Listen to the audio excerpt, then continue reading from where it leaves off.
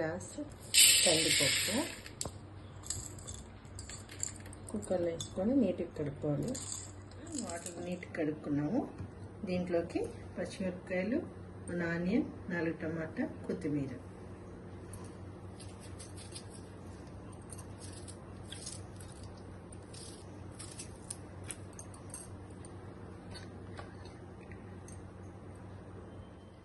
చీల్చుకొని వేసుకుంటే చాలు. కొంచెం కొత్తిమీర, టమాటాలకు 4 ఇట్లా కట్ చేసుకుంటే సరిపోతుంది. కొంచెం టమాటాలు ఎక్కువ ఉంటేనే బాగుంటుంది, టమాటా పప్పు కదా. టీ గ్లాస్కి ఒక 4 టమాటాలు సరిపోతాయి. ఇంకా వేసుకున్నా బాగానే ఉంటుంది. ఇట్లా పైన అంతా నీట్గా తీసేసుకోవాలి.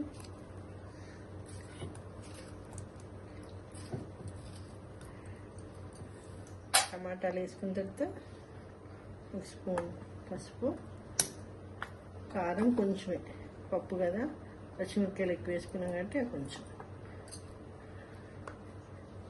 కరివేపాకు టమాటా పప్పులు ఉడికేటప్పుడు వేయకూడదు. అది పప్పు చారు, సాంబార్ అయితే పప్పులు ఉడికేటప్పుడు వేసుకుంటే బాగుంటుంది. ఇప్పుడు మనం టమాటా, పచ్చిమిరపకాయలు, ఉల్లిపాయ, కారం, పసుపు వేసుకున్నాము.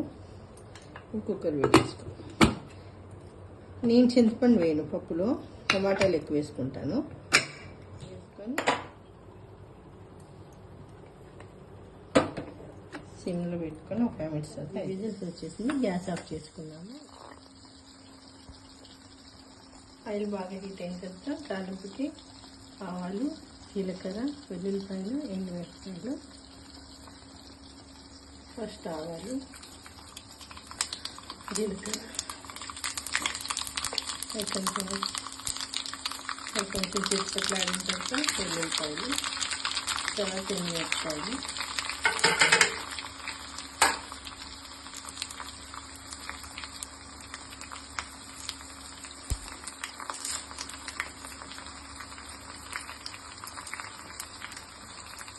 అవి కూడా వేగిన తర్వాత కరివేపాకు,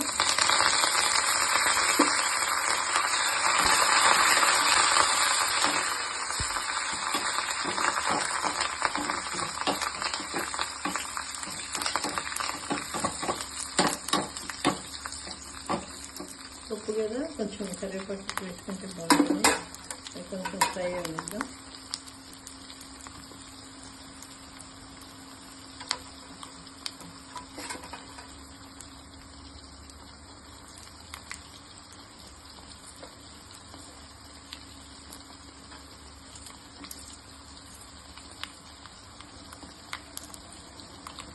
ఇప్పుడు ఫ్రై అయిపోయింది.